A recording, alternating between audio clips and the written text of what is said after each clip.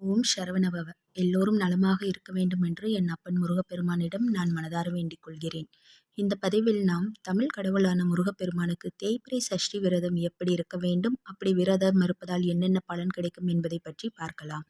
பொதுவாகவே அமாவாசையை அடுத்து வரும் சஷ்டியை வளர்பிறை சஷ்டி என்றும், பௌர்ணமியை அடுத்து வரும் சஷ்டியை தேய்பிறை சஷ்டி என்றும் அழைக்கின்றோம். அழகன் முருகனை வழிபட சஷ்டி மிக சிறந்த நாளாகும். அதிலும் தேய்பிறை சஷ்டி நிறையவே விசேஷமானது. சஷ்டியில் இருந்தால்தான் அகப்பையில் வரும் என்ற பழமொழியை எல்லோருமே கேள்விப்பட்டிருப்போம். அதாவது ஒவ்வொரு மாதமும் பௌர்ணமி திதியிலிருந்து 6ஆம் நாளாக வருவது இந்த தேய்பிறை சஷ்டி. இந்த தேய்பிறை சஷ்டி நாளில் குழந்தை செல்வத்திற்காக ஏங்கி காத்து கொண்டிருக்கும் பெண்கள் விரதமிருந்து முருகப்பெருமானை மனம் உருகி பிரார்த்தனை செய்திட மனம் மற்றும் உடல் குறைபாடுகள் நீங்கி குழந்தை வரம் கிடைக்கும் என்பது 100% உண்மையாகும்.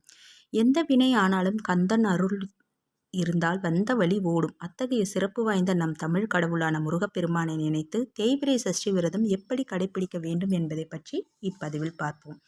முடிந்தவரை முருகன் கோவிலில் விரதம் இருப்பது விசேஷமானது. அதிலும் குறிப்பாக திருச்செந்தூர் முருகன் கோவிலில் விரதம் இருப்பது கூடுதல் சிறப்பு வாய்ந்தது. கோவிலுக்கு போக முடியாதவர்கள் வீட்டிலேயே இந்த விரதத்தை கடைபிடிக்கலாம். இவ்விரதத்தை கடைபிடிப்பவர்கள் அதிகாலையில் எழுந்து குளித்துவிட்டு பின்பு பூஜை அறையில் இருக்கும் முருகன் படத்திற்கு முன்பு நெய் விளக்கோ அல்லது நல்லெண்ணெய் விளக்கோ ஏற்றி வழிபடலாம். முருகனுக்கு சந்தனம் குங்குமம் இட்டு மலர் மாலை சாற்றி அலங்காரம் செய்து வழிபடலாம். அவருக்கு நெய்வேத்தியமாக பால் அல்லது சர்க்கரை பொங்கலை வைத்து நம்ம காலையிலேயே வைத்து விரதத்தை தொடங்கணும். அன்றைய நாள் முழுவதும் உபவாசம் இருந்து வழிபடுவது மிகவும் சிறப்பு. அப்படி இருக்க முடியாதவங்க பால் மற்றும் வாழைப்பழை போன்றவற்றை எடுத்துக்கலாம். வீட்டில் நம்ம காலையிலேயே விரதத்தை தொடங்கினதுக்கப்புறம் முருகன் கோவிலுக்கு சென்று முருகனை கண்குளிர தரிசிப்பது மிகவும் நல்லது. வேலைக்கு போகிறவங்க காலையிலேயே பூஜையை முடித்துவிட்டு விளக்கை மலையேற்றி விட்டு பின்னர் தாராளமாக வேலைக்கு போகலாம்.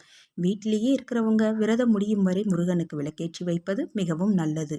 வீட்டிலேயே முருகப்பெருமானை நினைத்து குறிப்பாக கந்தசஷ்டி கவசம், திருப்புகழ், வேள்மாறல் உள்ளிட்ட சிறப்புகளை உணர்த்தும் பாடல்களை நாம் படிக்கலாம்.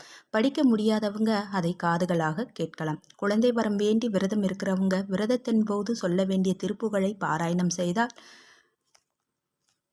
மிகவும் நல்லது.